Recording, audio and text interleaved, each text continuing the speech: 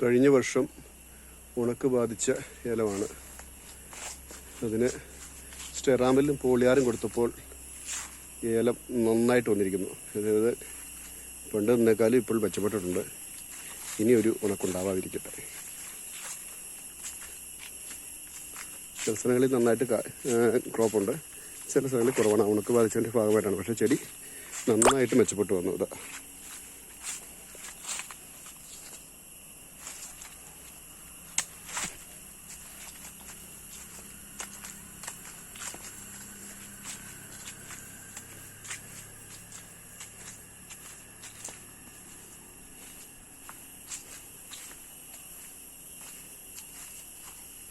ഇവിടെയൊക്കെ നന്നായിട്ട് ഏലമില്ലാണ്ടായി പോയിരുന്നു. ഇപ്പം നല്ല ചിമ്പൊക്കെ അടിച്ച് സെറ്റായിട്ട് വന്നിട്ടുണ്ട്.